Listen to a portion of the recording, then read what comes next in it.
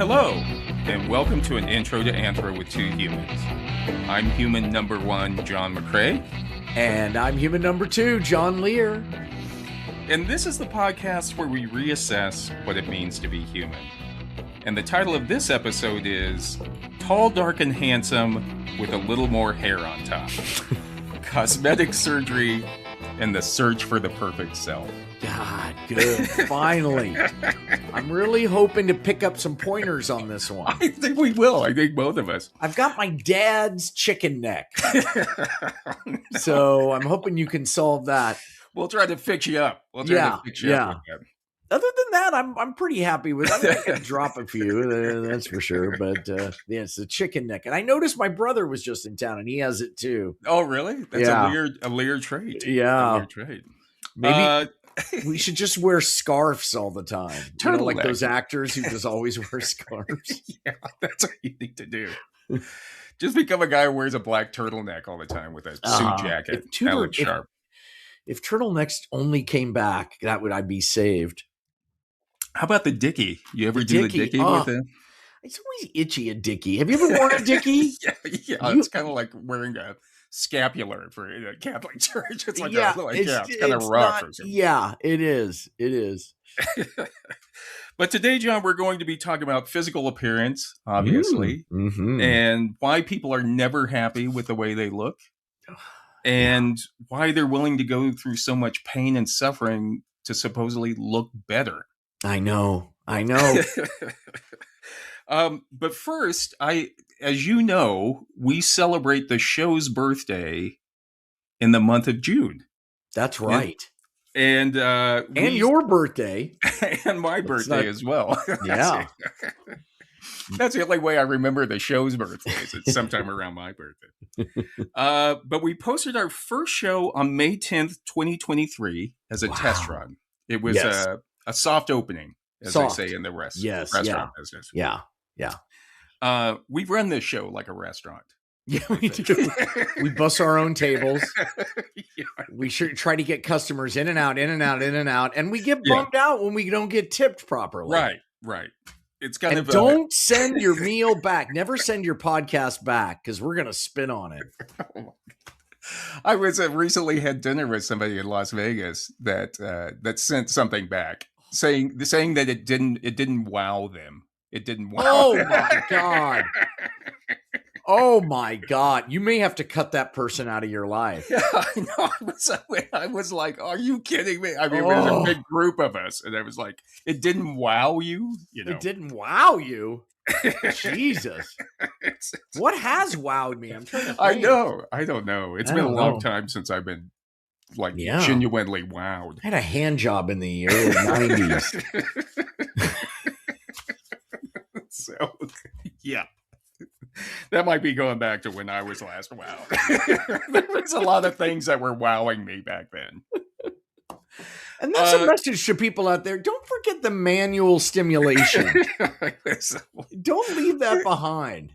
What did they call it on South Park? The old-fashioned. You want an old-fashioned.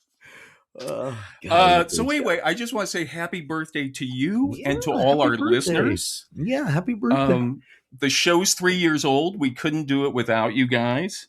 Everybody that listens and writes in on our social media, and also to our patrons and our sponsors. We have a lot of patrons on Patreon.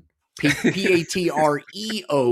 It's a website where if you'd like to support the show financially, you can do so. Right. But you don't have to. It's not required. Yeah. We're doing this. We're just doing this. We're going to do it no matter what. Stop doing it. Maybe this undercuts what we're trying to do Patreon, but we're going to continue to do it. At the end, it's going to be just you and I in like an old folks home with like two tin cans and a string between them, still talking about like that really works. You got to pull that string tight, but it works. Yeah. That shit works. We'll be doing things like, what they had at the cafeteria that day. Be like an hour and a half. That's not a bad idea. But anyway, I just want to say thank you to Watson and Company Socks, Puppies Not Piranhas on Etsy, Media Room, and Great Lakes Opinion on Substack. Congratulations, Yeah, everybody. congratulations. Yeah, I just found a loose Watson and Company sock. I'd had one that had been mismatched, and today I found a stash in my son's room. Oh, and really? I matched it up, so I'm back in business. All right. God, is that a good feeling, isn't it? The bad thing about having designer socks is you can't mix and match. You know what I mean? No. You can't put a campfire with a bicycle, for example. You can't put Bigfoot with, that's Bigfoot. Or that's my favorite. Yeah. But I just want to say, as Tiny Tim once said, God bless us, everyone. Thank you all for supporting us. I thought you were talking about the Tiny Tim on the Tonight Show. Oh, no. Was his name called Tiny Tim? No. Yeah. They called him Tiny Tim.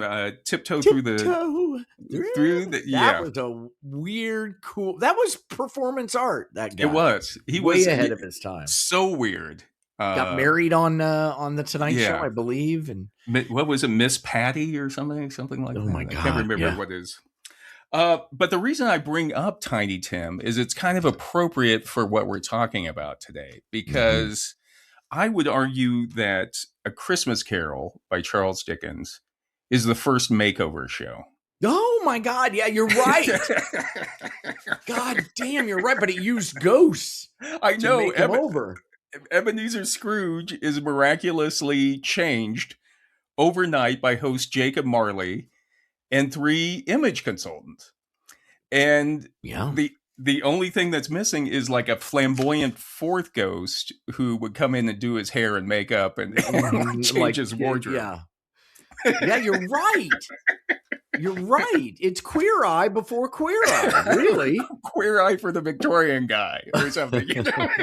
Well, it worked. It worked because they scared the crap out of him.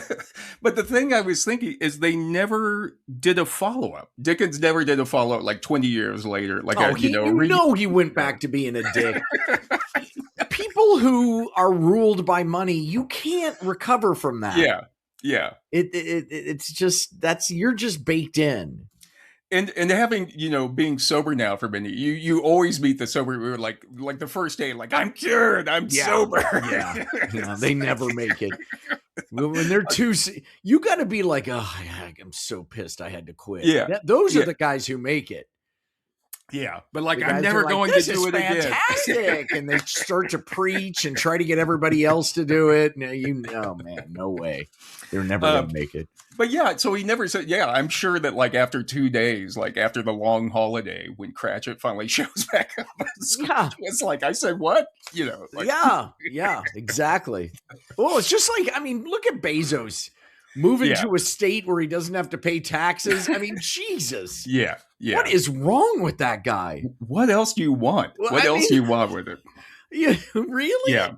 Just to think like that. Like, I have to go to I don't know, man. I don't get it. Yeah. He feels like he's being ripped off. He's being ripped off. He's getting ripped off. Oh, I'm going to Florida. I'm not paying any state taxes. I'm tired of being ripped off. I'm the world's first trillionaire.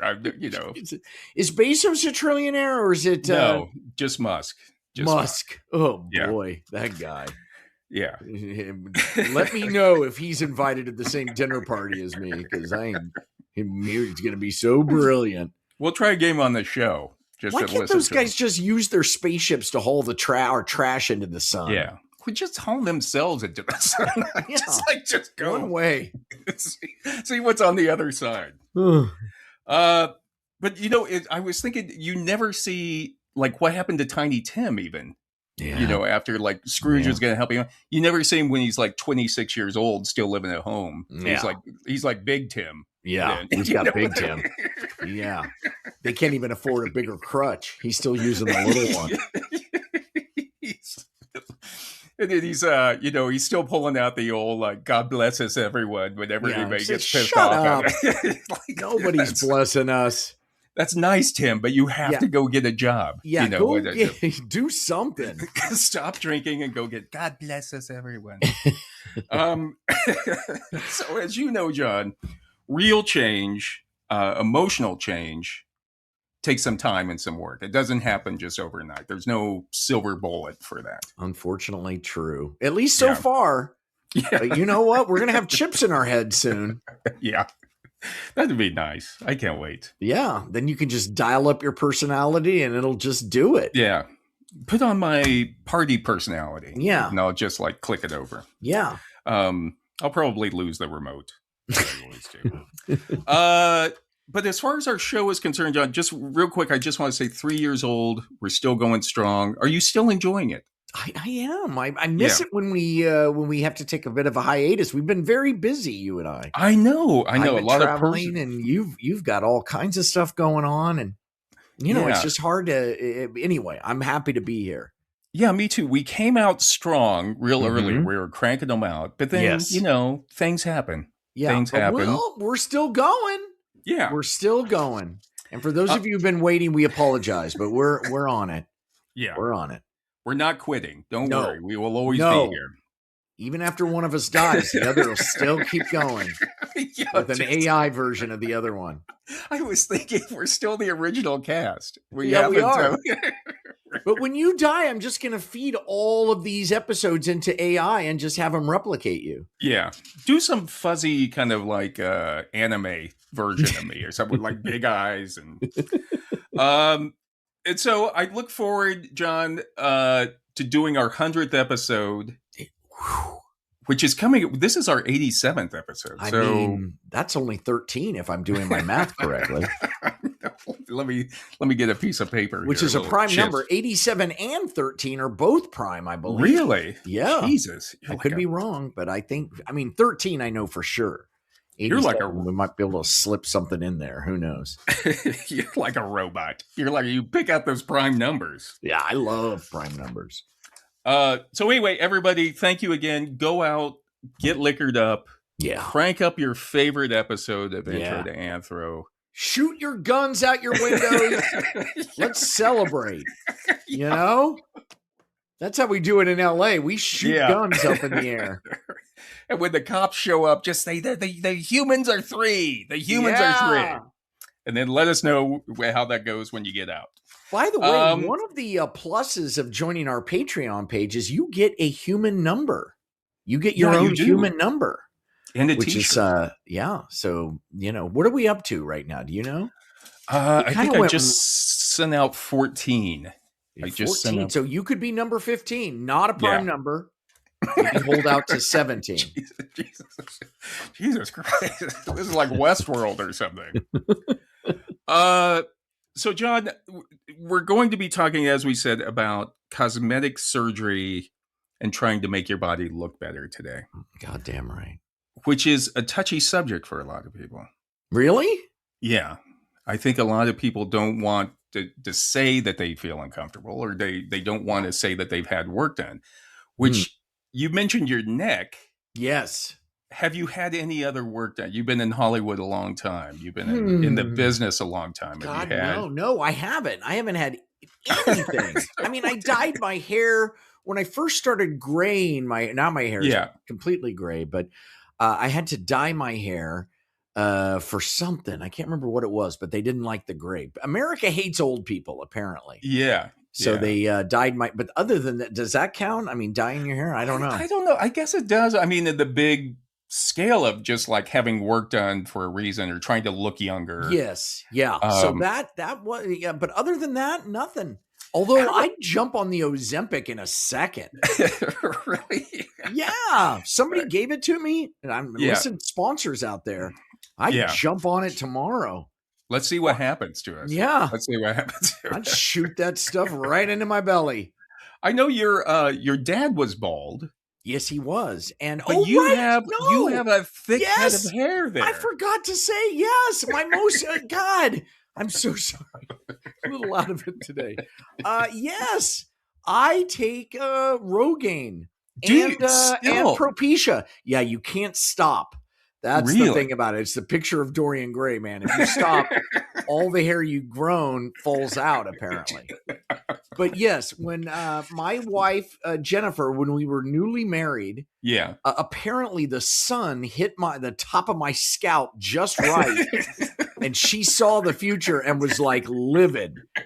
And she literally uttered the words, "I did not marry you so that you could lose all your hair right after I get married."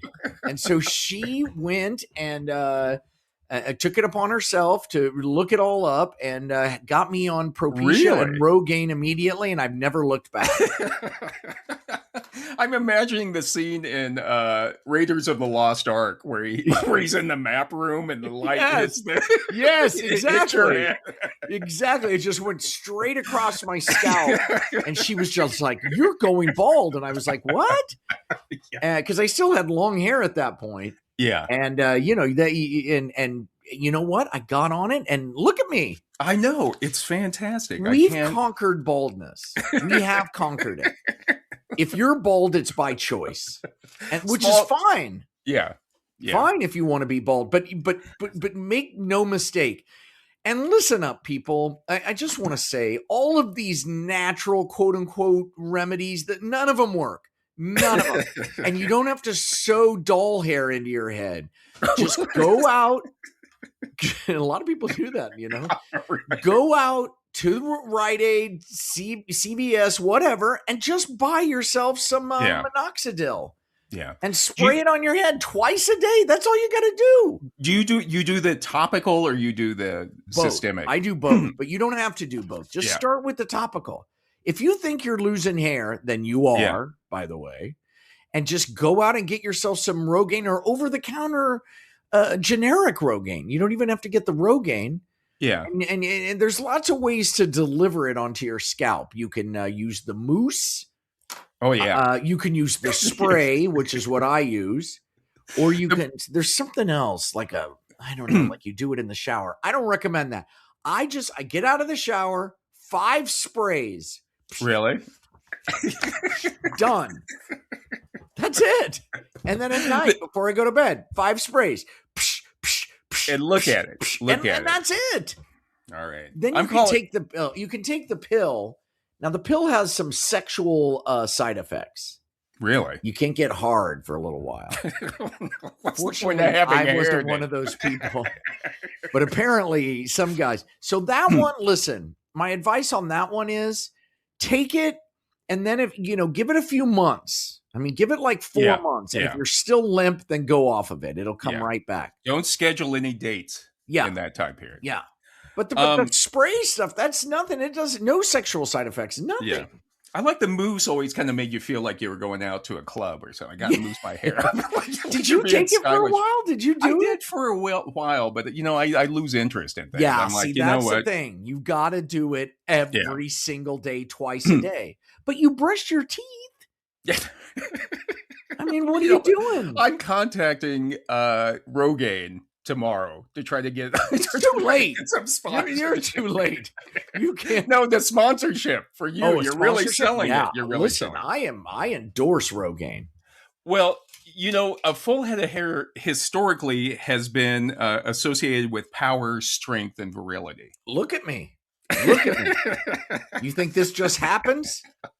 But you know who Julius Caesar was going bald.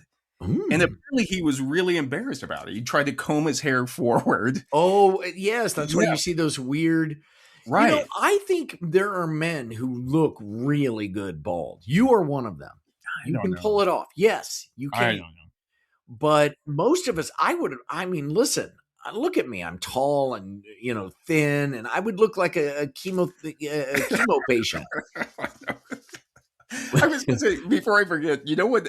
Caesar actually had the Roman Senate pass a law that allowed him to wear that triumphal wreath all the time. Like, weren't supposed to wear because that. It was like the first baseball cap. I know. He just got to set it on there. But in a article called Strange Things Out of Hair, Baldness, and Masculinity in Early Modern England, writer Anu Korhonen says that people have usually made fun, that they've dealt with their baldness historically by making fun of it. And that's kind of...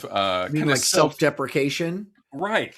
Well, that's a positive thing. I think being self-deprecating is a positive attribute. to laugh at yourself. I mean, you can go too far where it's self-flagellation, but I'm saying like, being fun about yourself is I think very a sign of someone who is, right.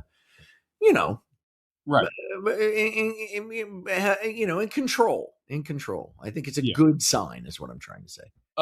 My father was completely bald. Yes. And he used to say that he was the first bald 7th grade class president his school ever had. So that's an example. When did you start losing your hair? I think it was in my late 30s. Yeah, because you had a full head of hair. I love my long hair. I really miss my hair. Good. That you look good. Yeah, I'm looking at a picture of you right now that hangs on my wall of you with that our friend Jeff did that of you playing the guitar. Yeah, and you've got chops. You just look fantastic. I remember it was when I was living in Santa Fe, working at the O'Keeffe Museum, and I was manning the cameras one day. And as I'm going through, like scrolling through all the cameras, I come across the back shot of some bald guy. And I'm like, who is that? Uh-oh. That's a harsh joke, isn't it? Yeah, I'm looking around trying to find it.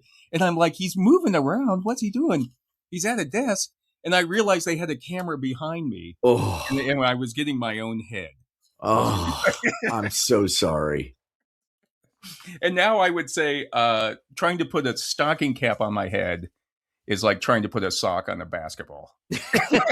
Well, you've always had a large head. Yeah. You've always had a large head. Yeah. Which is good. It's a good looking head. Movie stars all have big heads. Did you know Little that? guy, big hands. Yeah. Mm-hmm. Mm-hmm. Too late for big you know what, too. And I've seen it. You are hung like a wildebeest. A calf. Oh, yeah. Well, no, no. Don't. We'll come back to that later. But I want to tell you where the idea for this episode came from. Okay. Several months ago, I came across an article in The Guardian titled, quote, "Being short is a curse. The men paying $1,000 to get their legs broken and lengthened." Isn't it crazy? Yeah. Oh, my God. And painful, right? It painful. It takes months. Oh. And the article is by the journalist Ruth Michelson. And Michelson discusses a man who went to a clinic in Turkey because it's cheaper. Yeah, I would say like spend the money. Spend the money if you're doing that. Yeah, go to Turkey for everything. Our healthcare system, as we all know, is terrible health. Yeah. Here. And now that I travel internationally, I really realize it, because I'm away from all the propaganda telling us we have the best healthcare in the world. Yeah, I'm like, wait, it's like a wake up call. It's amazing. Yeah. Yeah. But Turkey, go to Turkey. And the man, first off, was 5'6" to begin with. I'm 5'5". And I'm the tallest person in my family. Yeah, you are. You tower over there. I go home and I'm shoving those little shorties all over the place. Here's Will Chamberlain coming to town. I'd be like, get out of my way, Mom, you little runt. Give me that sandwich, my sister Patty. Give me that sandwich. I need it to support. You can stand behind your brother and watch the Chiefs game. No problem. Just lift him up. It was his birthday recently, your brother Steve. Yeah, the 17th. Yeah, it's like a week after mine. Happy late birthday. Happy birthday, Steve, a Patreon. Yes. And then, but I have to ask you, have you ever, when you look at me, you've known me a long time, my entire life. Long time. Did you ever say or refer to me to other friends as McCray? You know McCray, my short friend. No, never. That's so far down on the list of how I would describe you. Not even that little hobbit. Were missing, and I was talking to a police officer, and it was like a missing persons report. Yes, that would come out. But no, that's not how I describe you. I don't even think of you as a short person. That's why I never think of myself that way either. But this guy was upset being 5'6". Yeah. Well, listen. you got to have something else really strong. Now, in your case, you're brilliant and you're funny to get ladies. And you've never had a problem getting ladies. I know. And a lot of the time, they're taller than you are. I would say some of the women that you've had have been taller, 50% at least. I would say every woman I've ever had relations with or ever been in a relationship with has been taller than me. Because Mary's taller than you, right? She says we're the same, but I think that's her just trying to be nice to me. Yeah, but right. I think she's a little taller than me. Yeah. Well, she always steps down one step when she kisses you on the way. No, I'm kidding. But she carries around a milk crate. If you're brilliant and funny, then who cares? But if you're not, and you don't, then women, listen, you got to have something. Yeah. And if you're 5'6" and you're boring and not very bright, I mean, look, studies show that taller people tend to be more successful. We're going to get into that, the actual statistics about it. But in the article, the guy's named Frank, quote unquote Frank. They probably changed his name. Right. Frank. I mean, we have a friend who's Frank, but it's not him. It's not him. No, it's not. It's not. Although he's shorter. He's taller than you, but he's shorter than me. Is he? Maybe he is getting his legs lengthened, and we don't know. I don't know. I haven't. We never see him in person anymore. We only see him once. Asking me for bone marrow transplants. He keeps wanting. You too? Yeah. You too. And I keep giving, but God, it hurts like hell, and it takes 6 months to recover. He's already taken one of my kidneys too. I don't know what else to do with him. He took mine. But anyway, Frank in the article, he's 38 years old, and he lists off a number of negative experiences he's had being short, including being taunted about his height at school. Okay. But he's 38. I mean, that's over. Yeah. And the thing is, people will find, even if you were 6'5" at school, they'd find you, I mean, everybody gets something. Yeah. They'll taunt you. They'll taunt you something. He also said he became embarrassed when he'd go on blind dates and having women say that he was too short or shorter than they expected. Yeah, if it's a blind date, tell them. Yeah, if you're not into short guys, I don't want you to be disappointed. Yeah, if it doesn't matter, then let's go out. My therapist used to always tell me that women lie about their age and their weight. Mm-hmm. And men lie about their height and their income online. Wow. God, we're so cool. Pathetic. What's wrong with all of us? Jesus. And Frank then says in the article that tall people don't realize their privilege. He says, quote, "It's hard to explain if you're not a short man yourself, but in modern society, it's almost a curse." He continues, quote, "Even tall men are having problems now. The new fashion is 6 feet 4 inches. Otherwise, you're a piece of shit." And okay, that's right. Frank, I'm worried about Frank.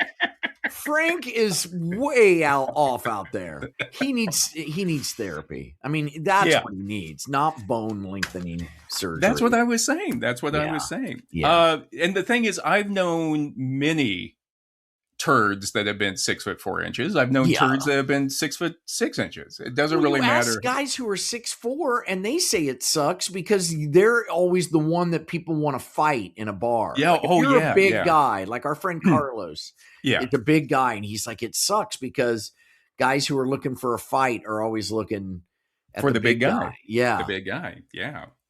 The biggest guy or the smallest guy? Those are the ones that used to always try to get in fights. The smallest guys are looking for the biggest guy to show off.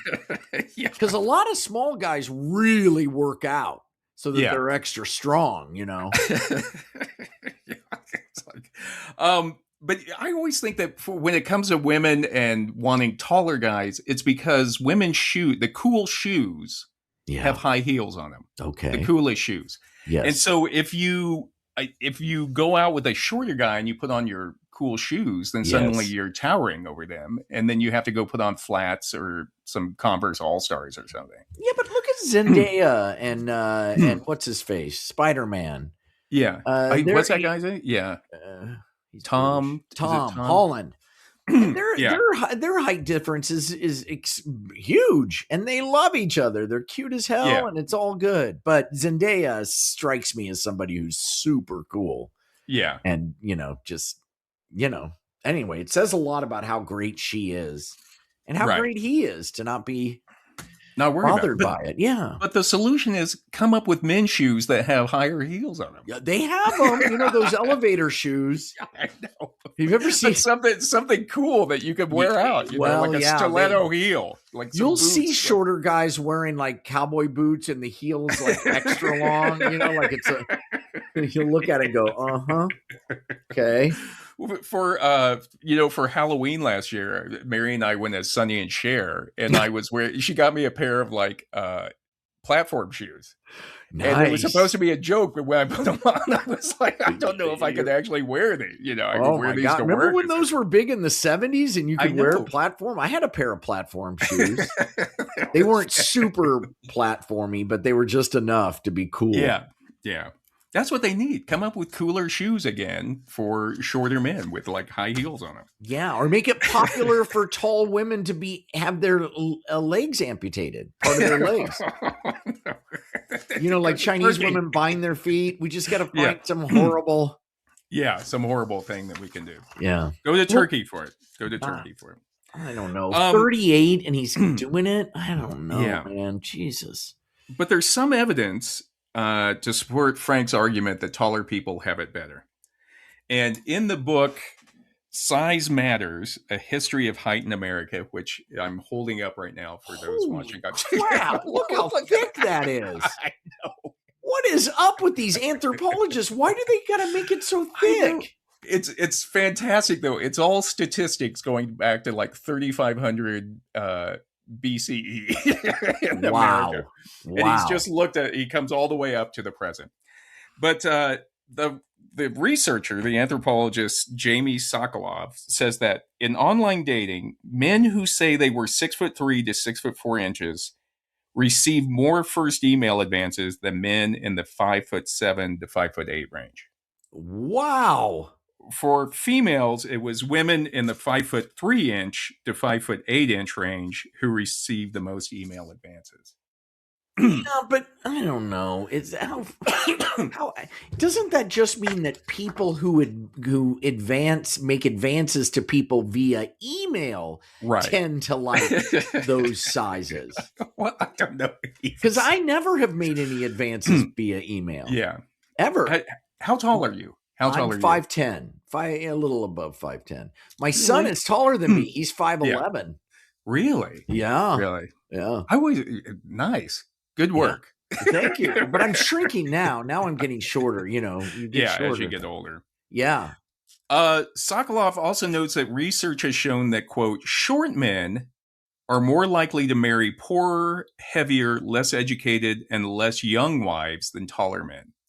They also marry later in life than taller men.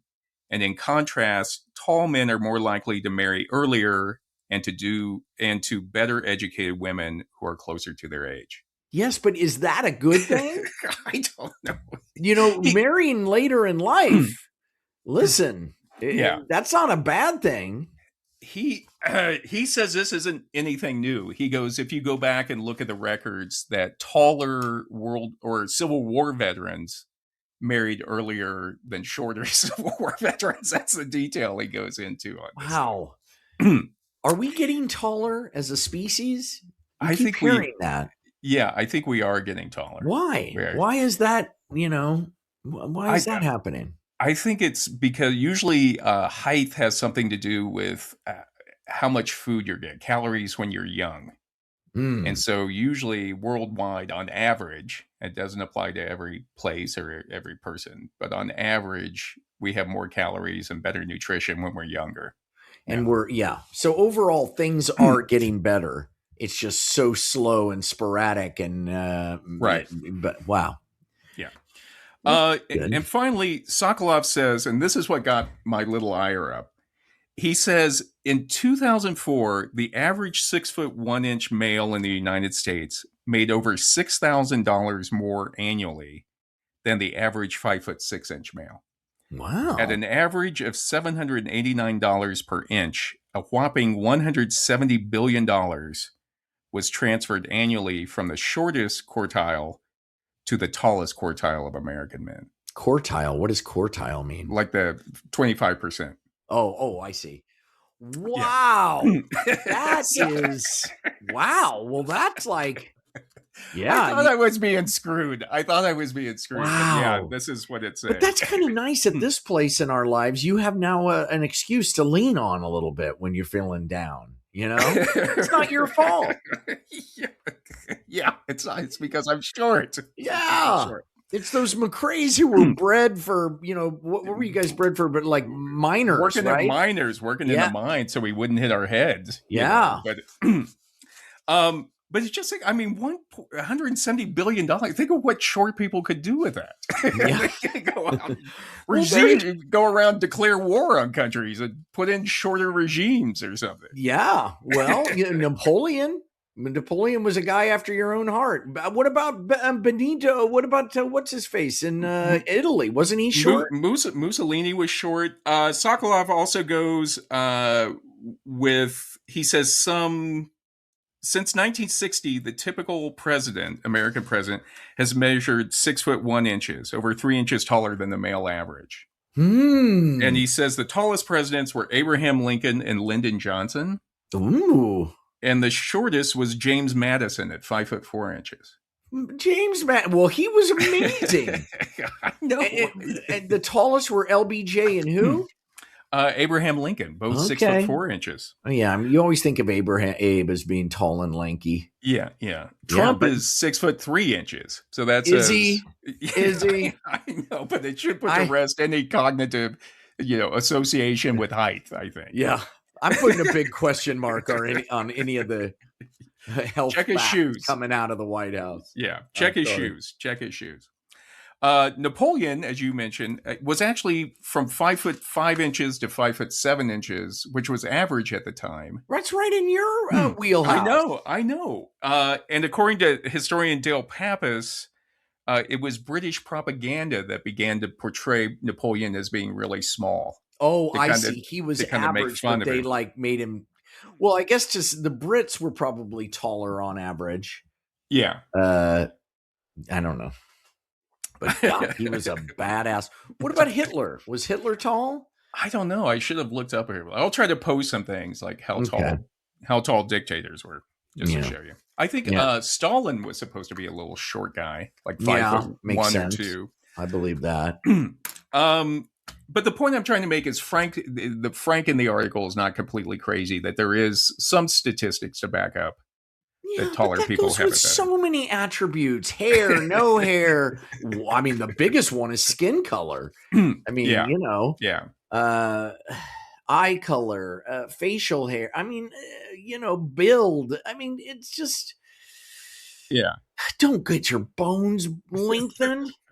What is the process? Do you know? What is it? What do they do? Well, I'll tell you. I just want to. Frank says that he's a self-starter. So he decided to take things into his own hand. Apparently, in the article, it says he has the words "self-made" tattooed on his knuckles. Oh boy! Okay, wait a second. Okay, being taller isn't going to help him. Right. Well, I'm not done yet.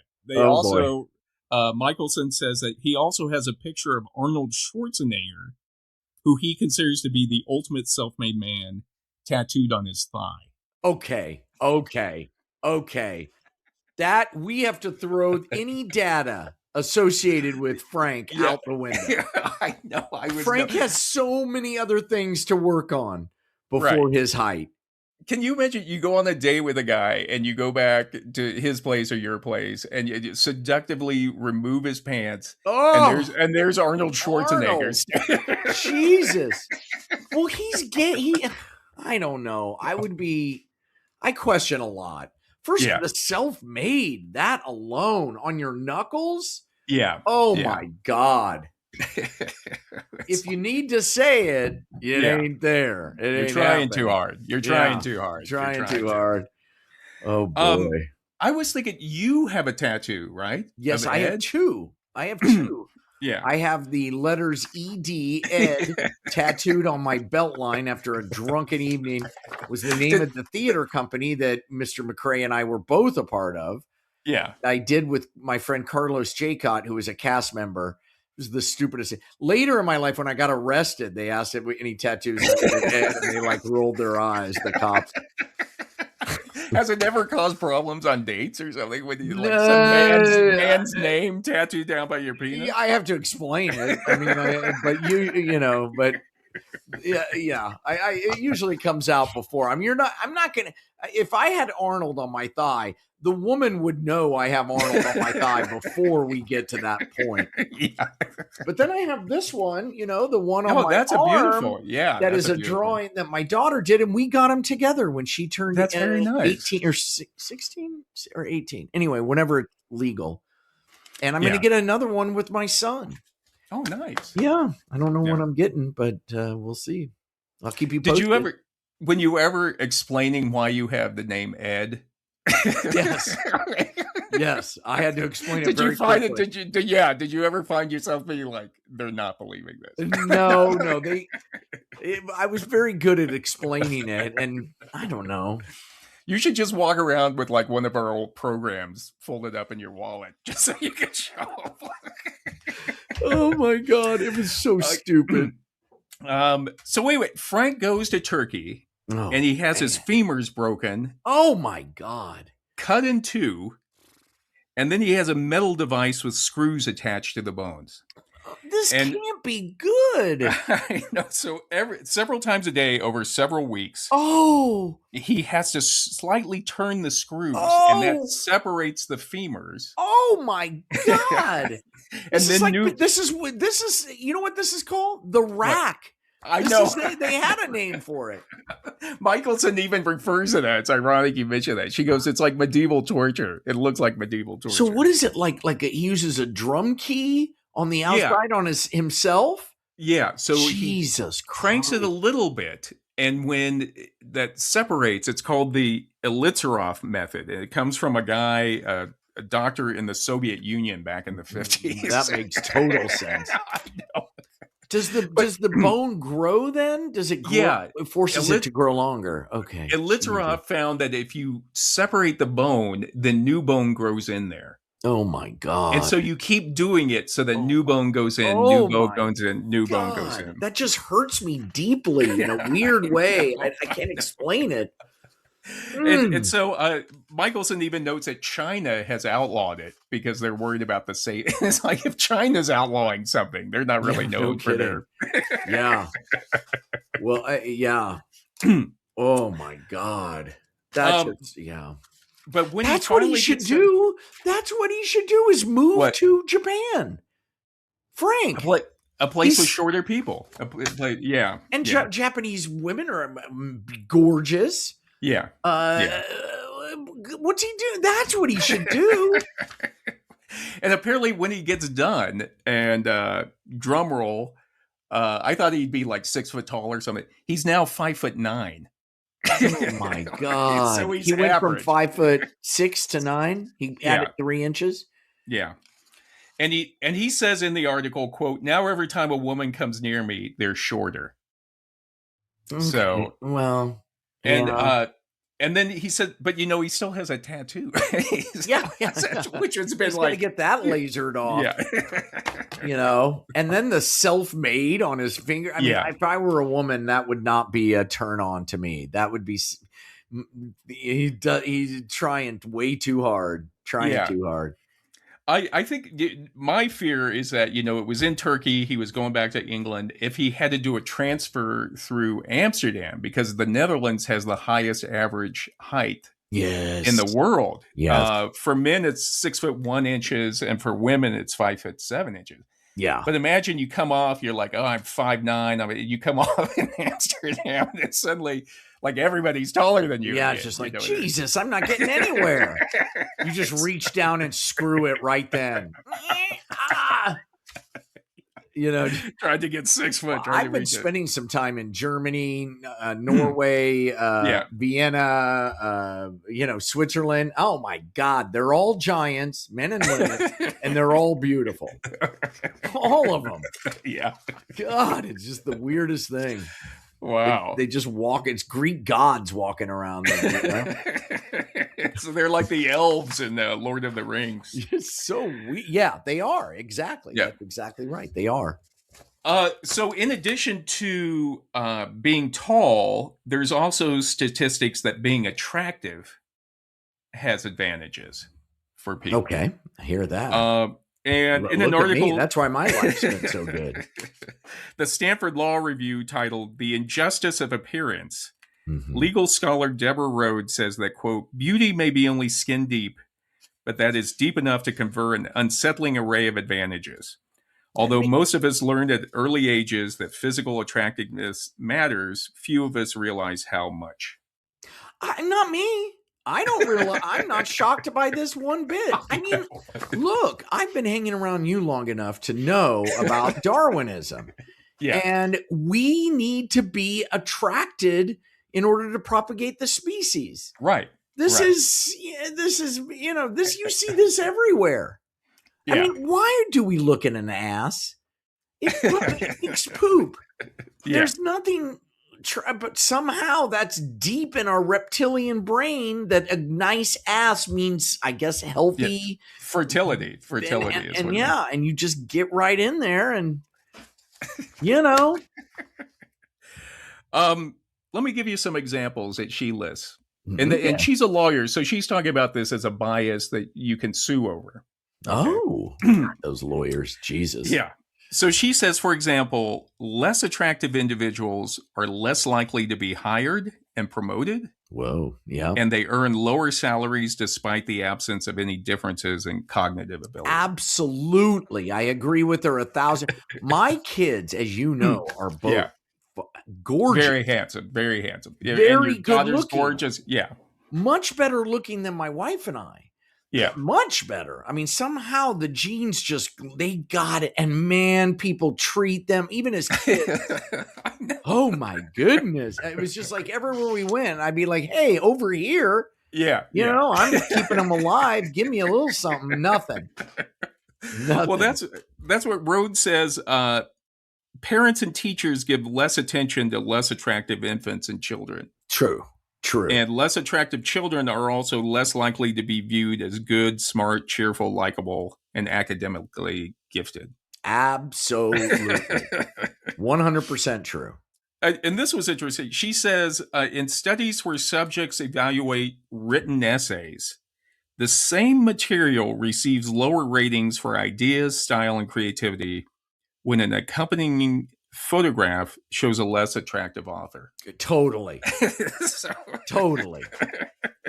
Yeah. I mean, this really cuts right to the chase, doesn't it? I mean, this is what's wrong with us. I mean, it's, and it's baked in deep down. I mean, yes, it changes over time but there's something, we're just ruled by it. And it's and men and women. I mean, we both have this horrible, where you just, a billboard makes me buy something if a hot woman holds it. I mean, it's just, but we're just little robots. Yeah. We're just responding. Somehow, from an evolutionary standpoint, we're still responding to that. It makes sense because, someone who's, better looking, what does that mean? But I'm saying like it's associated with health. With great health, and this is a fiber of, somebody, this is someone who's going to make children that are going to survive and live longer and so on and so on. Right. Yeah. And that's why we associate it. And it sucks. It really sucks. In Cosmetic Surgery, the cutting edge of commercial medicine in America, author Deborah Sullivan further notes that experiments show that less attractive people in need of assistance, such as in a stalled car or after a fall, receive fewer offers of help from strangers than more attractive people. I guess so. I mean, I'm kind of the opposite. I'm sort of scared. If someone's too attractive, I'm sort of scared of them. I don't know what to say. I met Angelina Jolie once. Yeah. at a Halloween party. Yeah. And I went up to her. She came up to me and I shook her hand. And I literally did the thing that, I went, well, like I really couldn't talk. Yeah. And it was not a pleasant experience. And I did not want to be, sometimes women who are too attractive or men that are too attractive, I'm just like, it freaks me out a little bit. Right. Right. I'd so how do you see, handle it? Do you try to avoid them? You try to avoid them at that point? Yeah, I think I do. I just don't want to. Yeah, I think I do. I'm kind of. I need somebody who's a little less. I need somebody who fits into my. Like we always talked about this. Right. Like you sort of find your spot in the pecking order. Right. Right. Your sweet spot of being attractive and being smart, and you sort of kind of fit into that. And you know what? Just make peace with that. Yeah. Yeah. That's where I am. Other things to know. Apparently, mock juries are less likely to convict attractive defendants. Attractive workers, again, have more prestigious jobs and earn more money. Yeah, and it's related to money, I think. Yeah. Rich people don't go to jail, and rich people can extract the maximum amount of good looks out of themselves. Yeah, because it takes money and time. It takes money, right. So it does become like an economic issue that poor people won't look as good probably because they don't have the money to go spend at the gym or at getting their nails done, getting their hair done, things like that. Yeah, neither of you and I didn't come from money. No. And look at us. We don't even know fashion or anything. I know. I'm still wearing the same thing I wore like 30 years ago. No, I still wear t-shirts. What am I doing? They also, Sullivan also notes that being attractive is conducive to mental health, which seems obvious because higher everybody's levels. Nice to you. Yeah. Like, why wouldn't you? What do you have to complain about? Yeah. And I was like, Janice Ian was right. It's taken me. I'm 60 instead of 17, but I finally learned the truth. You know what I mean? Yes, but you are a handsome 60-year-old. You look younger than a 60-year-old. Really? Yes, you really do. And so go on. I wonder how that plays in, where we look younger for our age. That's kind of a nice thing. I think we're both aging pretty well. Yeah, I really do. Let's see. We'll follow it throughout the show. We'll check back in when we're like 70. Yeah, we should answer questionnaires and do an anthropological study. It's a small of ourselves, a small sample size. It's just 2. It'll be like 28 and up. Remember that movie or whatever? Yes, I love that movie. We'll check back. Yeah. It'll be like 60 and up. 60 and up. Yeah. I love that. So anyway, all of this shows that it does pay to be tall and beautiful. Yeah. But what do you do if you're not born with that, and you have to take matters into your own hands? I guess. Look, unless it's like, there are certain situations where it's important, and obviously, if you're a burn victim, or if you have things like that, or hair lip, or those kinds of things, that. But I gotta say though. You know what? This Ozempic thing, man, is that a game changer now. Yeah. I haven't taken it, but I'm going. If I get a chance, somebody sends me some syringes, I'm shoving them in my neck. How are you? First of all, how heavy are you right now? I don't know. I'd like to lose about 15 pounds. Okay. Maybe I don't know if they would give that to you then. Would they? No. You have to buy it without a doctor, but you can do that now. Everybody in Los Angeles is shoving needles into their tummies. Everybody. God. You should book a show down in Mexico or something and go down there and get it. Yeah, you can get it anywhere. It's not, $200 a month, something like that. So people are doing it, and everybody's doing it. But you know what's coming along with it? That people are feeling better about themselves. Yeah. So they're easier to get along with. It also reduces compulsion. So they're drinking less. Wow. Smoking less. And get this. This is the one that makes me want to do it. My brother-in-law did it because he's overweight, and he's dropped all this weight, but he said within 2 weeks of using it, I stopped snoring. Really? Yep. So it's like sleep apnea. It helps sleep apnea. It just, as well. he said, I stopped snoring. Now, Are you a loud snorer? Me, occasionally, not all the time. Not all the time. If it's really dry, sometimes Mary says I'll snore. I'm a very loud snorer, and for that to go away, oh my God, I would love that. Yeah. And just, I mean, I think that would change how I feel, because I definitely more energy. Yeah. So I'm doing it. So going back to, I'm going to snort it. I'm going to shoot it right into my eye. In the article, The Body Beautiful, Symbolism and Agency in the Social World, Erica Reicher and Catherine Koo say that humans may be the only creatures that steadfastly refuse to let nature alone dictate their appearance. Really? I put a little bit of a question mark on that. Well, don't certain animals try to do certain things and behave in certain ways to be more attractive so that they'll get a mate? I think, but it's usually kind of natural, isn't it? Or maybe I don't know if they're definitely not going to a plastic surgeon. I guess is the point they're trying. Of course not. No. But the thing is, beauty is cultural, as we've talked about. Yes. And culture is always changing. Yes. And so you may get a change to fit the culture at the time, but then in 20 years, maybe that culture, that's not so beautiful anymore. Chinese women who bound their feet. Right. The Kardashians, and everybody's getting butt implants, which I approve of. I love a big ass. I just think we should all have them. Let's all put things on make our butts big and put champagne glasses on them. You know what I mean? Why not? Well, it's in the article, Men, Appearance, and Cosmetic Surgery, the Role of Self-Esteem and Comfort with the Body, Rosemary Ricciardelli and Kimberly Close say that individuals assess their appearance based on what society has deemed attractive, meaningful, and valuable. Or what they perceive that society, because that's how it goes sideways on you. Yeah, how everybody else is looking at you is what you're judging your self-esteem and your self-appearance on. Yeah. And they say, quote, an individual's feeling of self-worth or self-esteem may be affected by how that person believes society views their body. Absolutely. Yeah. And I think we've grown a lot as a species in this world, but we've got a long way to go. Oh, yeah.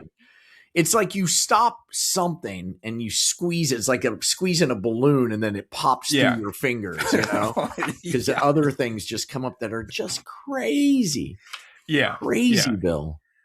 And they say, therefore, in the body becomes a project that is unfinished. Yeah. If you look at it that way. Yeah. And that needs to be worked upon throughout the course of someone's life. Yes, but at some point, some of those things are not effective anymore. You can work out all you want, but when you're 60 or 70, let's say. Yeah. You know, you're not going to, it's not like you're going to get a lot. It's always kind of creepy to see like some 70-year-old guy who's like all ripped and everything. Yeah. Veiny, kind of veiny. Well, they always say it's your ass or your face. It comes down to that. And in what way? That's where it goes, you mean? Yeah, I mean, you get to decide whether you're going to be, a little bit heavy or too thin. You got to have just the right amount. Right. Right. I see what you're saying. But there are some attractiveness traits that research has shown are common across cultures. And these are getting back to what you were talking about, like from an evolutionary standpoint. Yeah. And in the article, Facial Attractiveness, Randy Thornhill and Stephen Gongestad say that from an evolutionary perspective, a reasonable working hypothesis is that the psychological mechanisms underlying attractiveness judgments are adaptations that have evolved in the service of choosing a mate, which is what you're talking about. Right. And as to increase gene propagation. Right. So coming back to what you were saying, it all comes down to having sex and passing your genes on. Yes. And that we're goes still for functioning homosexual, bisexual, whatever. Yeah. It doesn't matter because you want to have, it's not about obviously propagating the species. You're not thinking that consciously.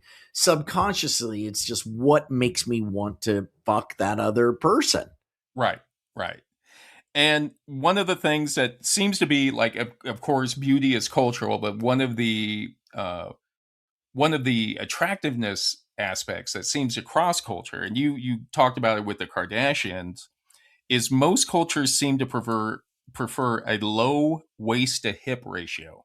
That is the measurement of the waist divided by the measurement of the hip. Yes, I agree with that because it's very feminine. Men don't have that. So it's something for a heterosexual person. It's very, not me, and therefore exciting and exotic. And you know what I'm saying? Like, anything like cheekbones on a woman, because women,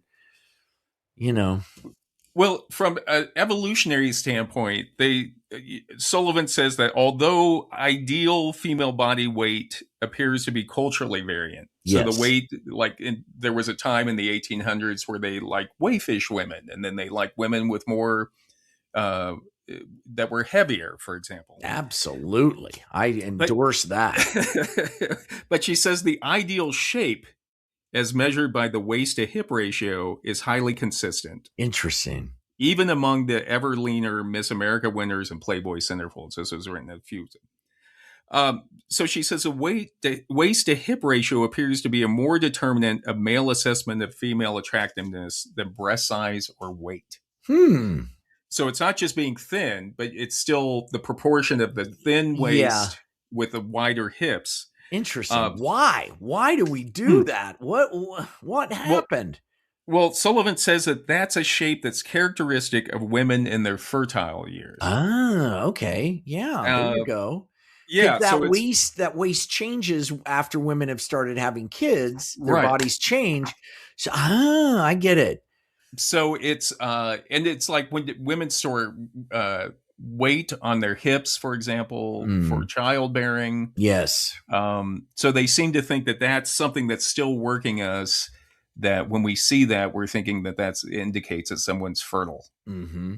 And for women, they're really attracted to men who look like they'd be slow so they could get away after they've been impregnated. Right. Well, that comes up real quick. I just want to say, if you think about corsets and bustles back in the 1800s, these were all, what did they do? They compressed the waist and made the hips look larger. Yeah.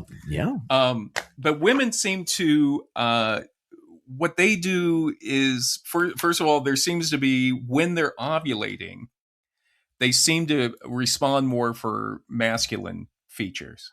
Okay. And then after the ovulation, it seems like it goes back to where it's like more feminine or more average looking features on a man. Interesting. So again, it's like on short-term relationships. Yeah.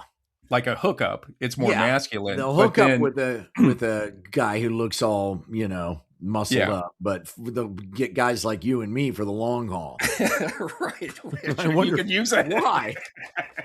Because we're not dangerous. We're not going to hurt anybody. We might help a little. Right. We look like we'll be better mates for raising children, I guess, from an evolutionary. We'll carry stuff. We're more likely to, do what they tell us, basically. Right. Because isn't it true that the Y chromosome is becoming more and more unnecessary? Like men are more, and men are less needed. Aren't we evolving to the place where women like frogs are just going to be able to become men to impregnate each other and then go back? Like, you know what I mean? I'm going to withhold a response to that until I do a little research. Okay. I would love to put that on the list because I don't even want to say, that may be we're just interesting. Not needed. We're just not needed except for the sperm. Yeah. What are we good for? Honestly, I don't know. Well, they say also, I mean, everybody always talk. You should think about it when it comes to Social Security. Is that the Social Security program? The people it helped most were like old men who no longer could work.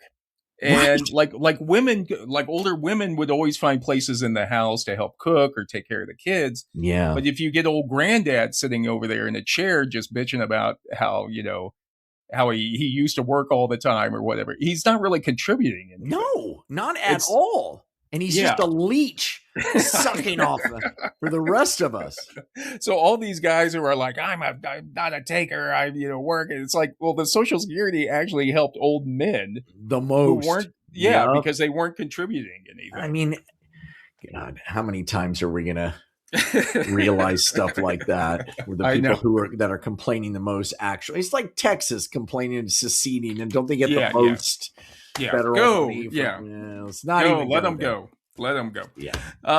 The other thing that humans seem to find attractive across cultures is facial symmetry and averageness. And in the article titled "The Evolution of Human Physical Attractiveness," Stephen Gongastad and Glenn Scheid say research with digitalized photos have found that people tend to find average and symmetrical faces more attractive. Okay, yeah. Okay, yes, that is true. And eyes more wide set and all of those things. But, I like a crooked smile. I think that's sexy. Yeah, me too. Me too. I like a lisp. I like a sleepy eye. Yeah. I like a limp. I like a goiter. There's nothing sexier. Nothing sexier than a rouged goiter. It's like you're dating two women. But they say that the average looking, the more symmetrical and average, is what you've already talked about, is it indicates a person is healthy. Right. There's nothing too crazy going on. Yeah. Yeah. We all get freaked out if something looks wrong. Right. And so, yeah. And then just to emphasize again, women seem to rate men with slightly feminized faces as more cooperative and honest and as good parents. Yeah, that's true. Because she-men, we had to to get women, we have to do some other things. We have to be helpful.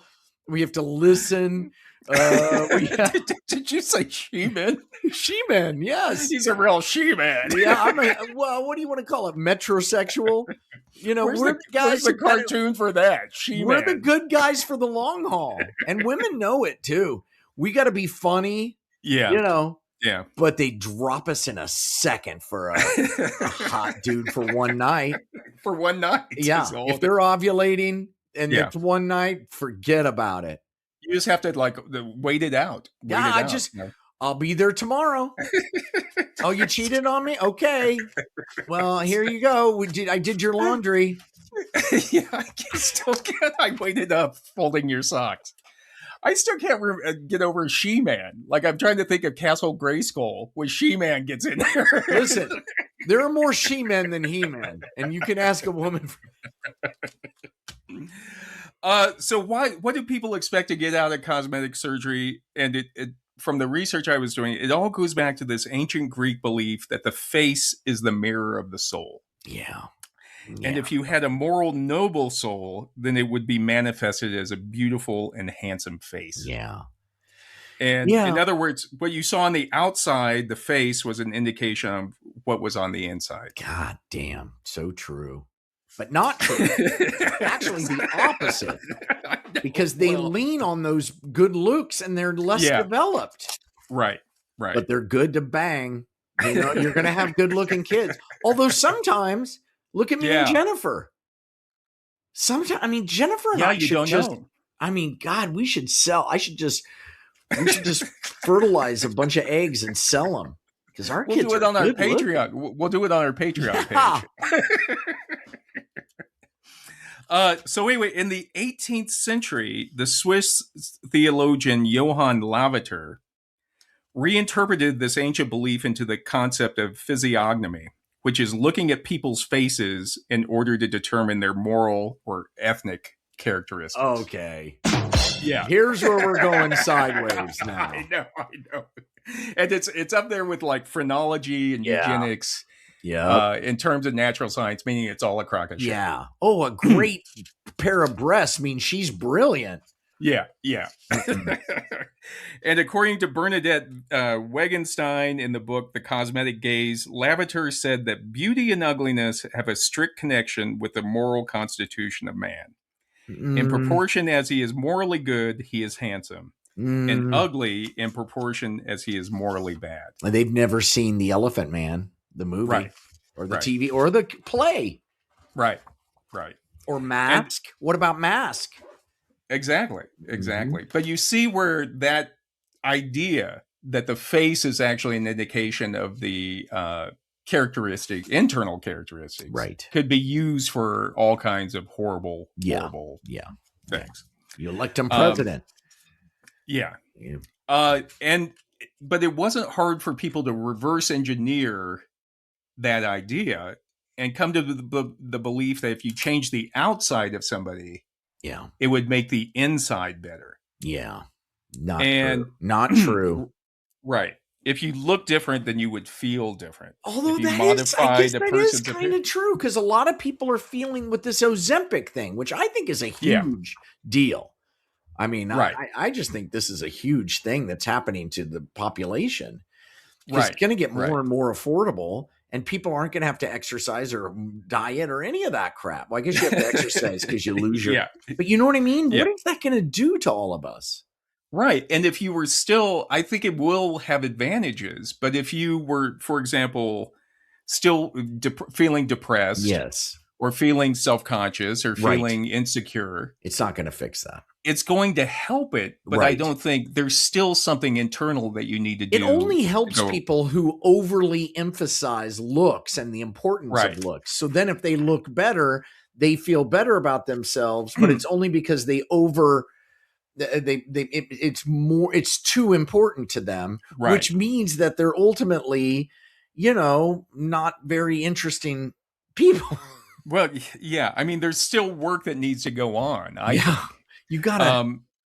But Reicher and Koo say that, quote, aesthetic surgery is now a form of psychotherapy, pointing to the symbolic power of the body to reflect the status of the psyche itself. Yeah. So I think a lot of people are using, and I have no problem with cosmetic surgery, but my point I'm trying to make, I guess, is that it doesn't fix everything overnight. It's not going to be like Scrooge. Well, you know what I mean? You're bald and I have a thick head of hair. Which one of us is better off? No. You're probably making more money than me. So, John, we would be remiss when talking about men's cosmetic surgery if we didn't talk about a few procedures for men that have been gaining in popularity. Penis size. Here we go. Penis enlargement. The only people who care about penis size are men. I know. Women don't care about that as much. No, I was talking to Mary about it, and you always like, was she just saying that to make me feel better? But it's like all the sensitive areas of women are kind of like up towards the front. Yeah, you got to get a finger down there or a tongue or something. So according to the Sexual Medicine Society of North America's website, a study of over 15,000 men found that an average flaccid length of 3.6 inches and an average flaccid circumference or girth of 3.7 inches. What? When erect, the penises had an average length of 5.1 inches and an average circumference of 4.5 inches. What? That's crazy. If that's... then I've got a pencil dick. God damn it. It took me... thank you. Thank you for this podcast. We had to get down to it. Wow. This explains so much. Well, let's just say 5.1. 5.1 length. No, it's the girth. That's like crazy. Yeah, 4.5 That's like a tennis inches. ball. 4.5. That's like a soup can.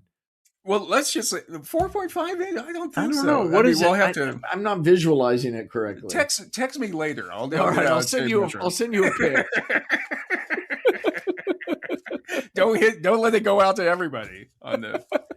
Oops, I hit reply all on Facebook. Here we go again. But they say, because a large penis culturally is thought to reflect virility, power, masculinity, and status, that a lot of people become fixated on it and think that their penis is too small. When you say people, you mean men, and you're talking about men that are, I just think they're mentally ill. I think there's something going on there. They're like the dude who's like, he's got Arnold Schwarzenegger on his thigh, but he's worried about his bones. I mean, it's just, anyway. Well, in an article titled, "I Wanted a Truncheon in My Pants, The Rise of Penis Extension," journalist Colin, and that's a quote by one of the people he interviewed. That's not by Colin Drury himself. Right. What happens is during the surgery, surgeons sever the penis's suspensory ligament, causing it to hang an inch or two lower, giving the impression of extra length. Okay, but that's just when it's flaccid. Yeah. They then extract fat from the patient's stomach and inject it into the penis shaft, increasing girth by around 2 inches. But what I found was interesting, Drury says, is that erect, the penis remains roughly the same size. Right. So even though it looks, like you were saying, it looks bigger for your tailor, it looks bigger for the guys at the gym. Yeah, or if you're a gay man, I guess I get that. But still, it's... No, as gay men, because they're going to be erect if they're in, say they're in a bathhouse and you're walking around a bathhouse, you're not going to be flaccid. Right. And it's still, to me, it was like, what? I mean, the whole thing still stays the same erect. So why you want it? But can't you make it bigger when it's erect? No, they can't do that. They've got to be able. We can put a man on the moon. We can make an erect dick bigger. I think you could. I mean, you have to increase blood flow to it. You put something in there, like a ferret. You put something like down in there, like a snake or something, or a balloon that you can blow up by squeeze. You turn like I've heard that guys who are flaccid who can't get erect, they put in a kind of thing in there and then they take out one of the testicles and make that into a pump. You ever heard this? Then you squeeze one of the testicles and that pumps it up when you're ready to get erect. Wow. Jesus. Wow. That's sexy. God. I also read that Germany is one of the top places to go for penis extensions. Really? And I've noticed you've been traveling to Germany. I have been traveling. I'll try to do some. Are you saying you want me to get one for the show? We're going to need a lot more patrons on the Patreon page. I'm you just guys want saying me to get a. You say you're going over there performing and teaching, but I haven't seen any reviews of the show, is what I'm saying. No, I think an acceptably long penis, but I just think it girth wise is what. Let me ask you this: would you rather have a tuna can or like I don't know what's long and thin, like a Twizzler. A Twizzler. Yeah, which one would you rather have? Oh, that's a hard decision, John. Women always say that it's girth, but hey, man, you can always just stick an extra finger in there along with it. Yeah. I mean, just get creative, you guys. Give me a chance. Just put stuff in there. Start experimenting around. The second type of surgery, John, I want to discuss is foreskin reattachment surgery. Oh, yeah. I know that's big. Yeah. And it's like, apparently this is like men who feel like they didn't have a say in their foreskin being I get it. You know, I'm Jewish. Yeah. I'm circumcised. I was circumcised before I converted, though. I know. You know what was funny is the Cleveland Clinic on their site, they say foreskin restoration is a process that reverses a circumcision. What you got to get something. Where are they going to take the skin? Where are they going to get the skin? Well, that's what they then say. They're quick to add on the website, quote, "You won't get your old foreskin back." Right. They're gonna peel something off your ass. A baby foreskin? I don't want a baby foreskin. Here's a funny story. When my son got when he got circumcised, it was in the house because it was a bris. Yeah. And the mohel cut it off, and with the wine, the whole thing, it's just the craziest thing. Everybody's eating bagels. It's the weirdest ritual of all time. But afterwards, the guy, did I ever tell you this? He came up to me. I was there. Yes, that's right. Yeah. And he came up to me, the guy the Moyle, who did it, and handed me a gauze with the skin, my son's skin in it. It was kind of bloody. It was really weird. It was kind of just wadded up, and he just kind of put it in my hand and said, "Here it is." And I guess what you're supposed to do if you're Orthodox, you're supposed to keep it in a box and then bury it when they die or something. Oh, really? Yeah. But I just put it in a Ziploc or something. He didn't even have it in a Ziploc. It was just wadded up in some gauze. And I set it on I was freaked out, and I set it on a bookshelf. Yeah. And later during the bris, I was having a bagel, and I looked over across the room, and I saw my dog eat it. Billy.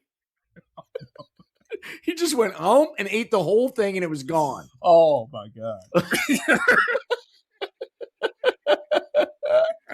There has to be something in the Bible about what to do if the dog eats it. But speaking of which, you were actually, as you mentioned, I think you were circumcised twice. I was re-circumcised. I was ritually circumcised because I converted to Judaism. Now, I had been circumcised because all boys of our generation most of us were circumcised. Anyway, so I had already been circumcised, but once you go through all of the conversion, it's a lot of studying. It's like taking a fucking master's degree. They do not want people to convert. They make it hard. And I passed all that stuff, and the doctor said, the teacher had said to me, hey, all you got to do, if you want to, be fully Jewish, all you got to do is have a ritual circumcision. And I was like, what? Yeah. And he's like, yeah, they just need to stick a pin in your dick and get a drop of blood and say a blessing. And once he said that, I'm like, I'm all in. I got to see what the hell this is. I was like, yes. So I found myself in a Moyle's house in the valley, in his bathroom, with my pants around my ankle, with my dick, my circumcised dick, laying on the counter. Yeah. And the guy, he says the Shekianu, because you say that for almost everything. And then, of course, there's a blessing just for the ritual circumcision, because the Jews have it for everything. And then he sticks a pin in my dick, and it hurt like hell, and it didn't bleed, so he had to do it again. It didn't bleed. So it didn't bleed. You have to see a drop of blood. Yeah. And then he did the weirdest thing. He took a piece of gauze and wrapped it around my shaft, which apparently is, 3 inches, I guess, and tied it in a bow. Yeah. Which was the weird. I just thought that was the weirdest way to treat that kind of wound. Yeah. For once, the round bandage that you see in a Band-Aid box. Yeah. For once. For a knuckle. You could use one for a knuckle and put on there. Yeah, and put it right on there. But no. And then as I'm kind of zipping myself up, he asked me what I do for a living. I usually say, something else, but I was just so discombobulated. I said, I'm an actor. And he goes, oh, my son is a director. He's directing a film right now. You should give me your headshot so I can get it. And I'm like literally pulling my pants up, and I'm just like, you know what?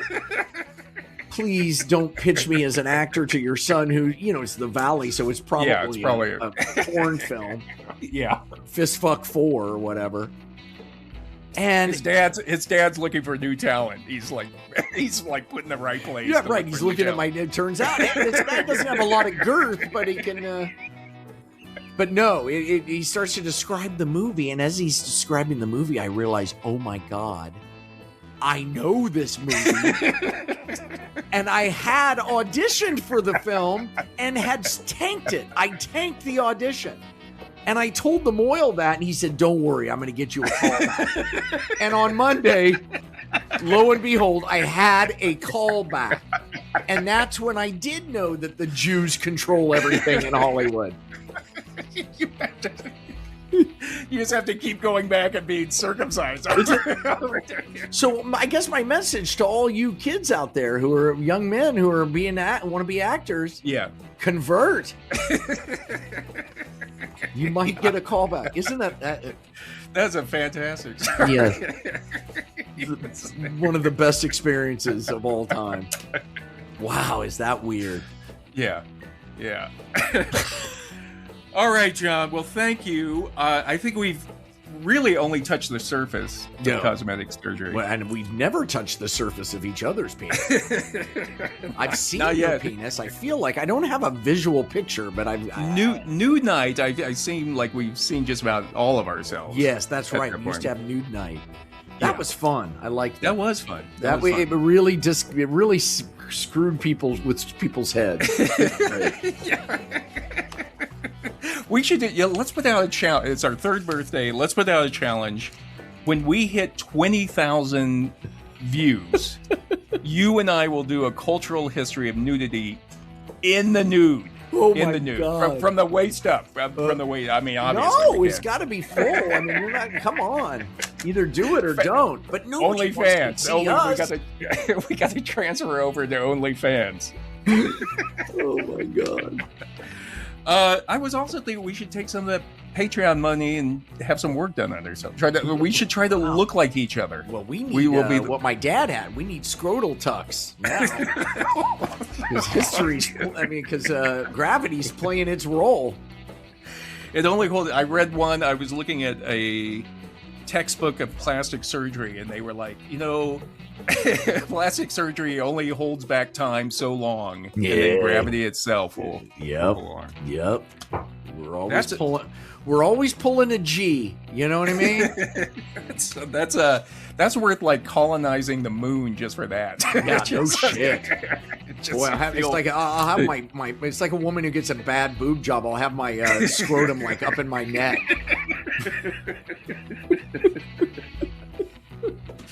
All right, so thank you to all of our listeners. Happy birthday. Please go celebrate. Yeah. Thank you to Watson & Company Socks, Puppies Not Piranhas on Etsy, Media Room, and Great Lakes Opinion on Substack. And please be sure to check out the Intro to Anthro sites on Cafe Press and Patreon. We love you guys. Yeah. And we love how you look. We love how you look. This is human number 2 signing off. And this is human number 1. Thanks, everybody. We love you guys. See you soon. Bye.